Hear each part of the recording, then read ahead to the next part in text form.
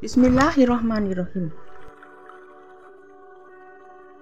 Salah satu amalan yang dikerjakan dalam rangkaian ibadah haji dan umroh adalah tawaf. Tawaf merupakan tahiyah al-ihram atau penghormatan ibadah ihram.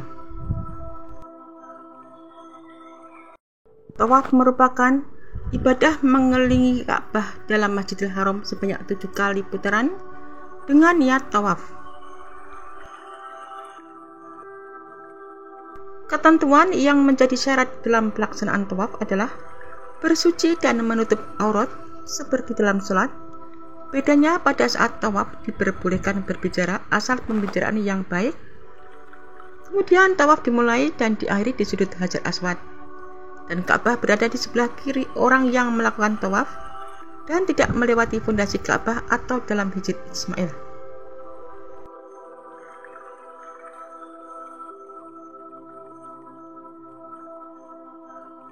Tawaf dilakukan dengan cara mengelilingi Ka'bah sebanyak 7 putaran dengan tempat memulai.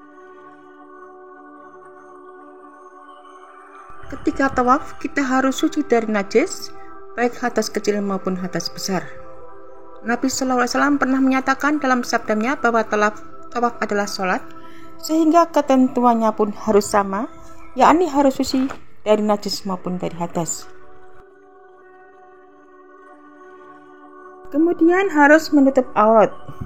Sebagaimana hadis yang diriwayatkan dari Abu Hurairah, Rasulullah SAW pernah bersabda, Abu Bakar mengutusku ketika ia ditunjuk oleh Nabi SAW sebagai pemimpin haji wada untuk mengikuti rombongan yang bertugas menyampaikan kepada orang-orang pada hari nahar bahwa setelah tahun ini orang musyrik tidak boleh melaksanakan haji dan orang yang bertelanjang tidak boleh tawaf di Ka'bah.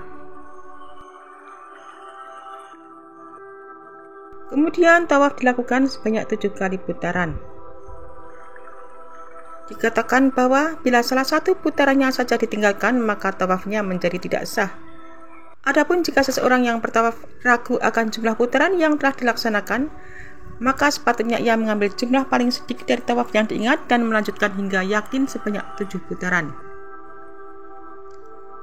Memulai tawaf dan mengakhiri tawaf di Hajar Aswad, dan posisi Ka'bah terletak di sebelah kiri ketika tawaf.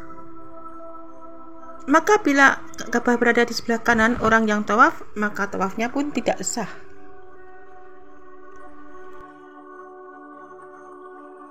Dari Jabir, ia berkata bahwasanya Rasulullah SAW saat sampai di Mekah, beliau mendatangi Hajar Aswad lalu menyentuhnya dan tawaf di sebelah kanannya.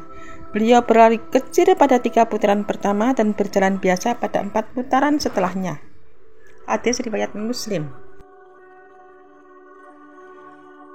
Pelaksanaan tawaf di luar Ka'bah. Adapun Hijr Ismail dan masih termasuk bagian Ka'bah. Untuk itu hendaklah bertawaf di sekeliling luarnya dan dianjurkan pula untuk tawaf berdekatan dengan Ka'bah bila memungkinkan. Melakukan tawaf secara berturut-turut. Jika tawaf dilaksanakan secara berlanjutan tanpa dipisahkan, bahwa tawaf merupakan amalan sunnah. Jika berhenti sejenak antara putaran tawaf tanpa adanya halangan atau udzur diperbolehkan dan ibadah tawafnya tidak batal. Orang yang bertawaf hanya wajib meneruskan tawaf hingga mencapai 7 putaran. Ada beberapa jenis tawaf, di antaranya adalah tawaf kudum, yaitu tawaf yang dilakukan saat pertama kali datang ke Masjidil Haram. Sebagaimana Rasulullah SAW langsung mengerjakan tawaf sampai di Masjidil Haram sebelum melaksanakan ibadah lainnya. Kemudian ada tawaf ifadah, yaitu termasuk dalam rangkaian ibadah haji dan umroh. Kemudian ada tawaf wada yang merupakan tawaf perpisahan yang dilakukan pada akhir ibadah haji dan umroh dan sebelum meninggalkan kota Mekah. Ada juga tawaf tatawuk, hukumnya sunnah sehingga bisa dilaksanakan kapan saja dalam rangka mendekatkan diri kepada Allah Subhanahu wa Ta'ala. Sementara dalam ibadah haji ada 3 tawaf yang wajib dilakukan, yakni tawaf kudum, tawaf ifadah, dan tawaf wada.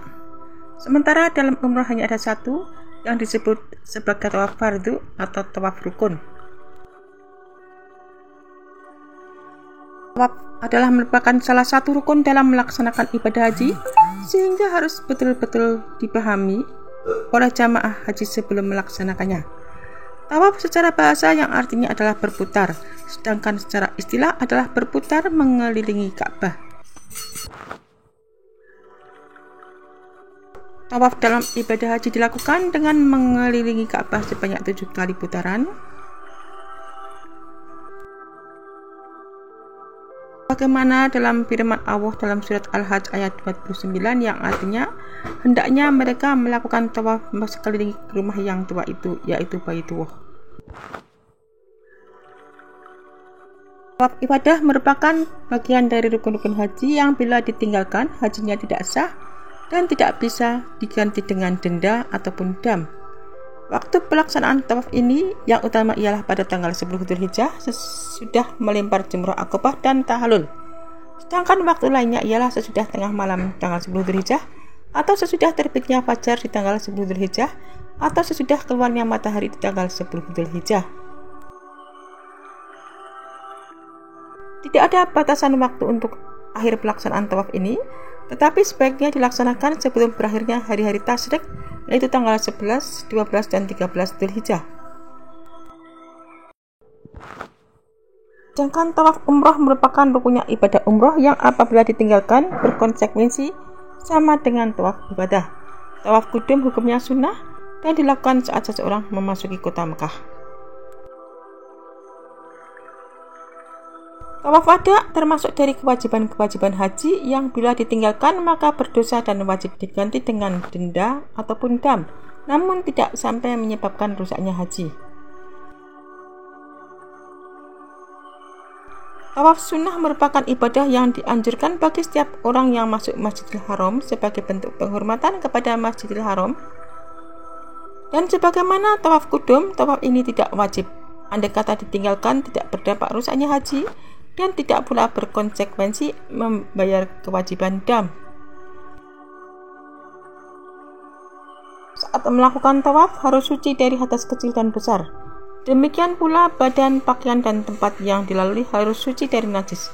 Bila di tengah tawaf berhadas atau terkena najis, maka harus bersuci dan menghilangkan najisnya terlebih dahulu. Kemudian melanjutkan putaran dari tempat yang mulai berhadas atau terkena najis, dan lebih utama untuk mengulangi tawaf dari awal. Orang yang tawaf auratnya harus tertutup. Bila di tengah putaran tawaf auratnya terbuka, maka wajib untuk segera ditutup dan melanjutkan putaran tawaf dari titik saat terbukanya aurat. Bagi orang yang tidak mampu menutup aurat, boleh untuk tawaf dengan membuka auratnya dan tidak wajib mengulangi. Memulai tawaf dari Hajar Aswad. Dan start awal tawaf terhitung dari Hajar Aswad sehingga tidak dianggap sah jika memulai sebelum sampai Hajar Aswad.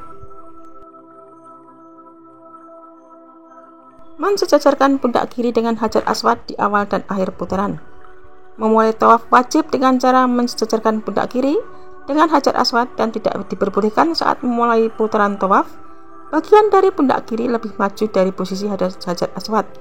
Demikian pula saat mengakhiri putaran tawaf, pundak kiri disejajarkan dengan Hajar Aswad sebagaimana saat memulai putaran tawaf atau lebih maju sedikit sehingga sampai arah pintu Ka'bah agar seluruh bagian Ka'bah secara yakin bahwa tawaf merata di seluruh bagian Ka'bah. Ketika tawaf harus menjadikan Ka'bah di sebelah kiri.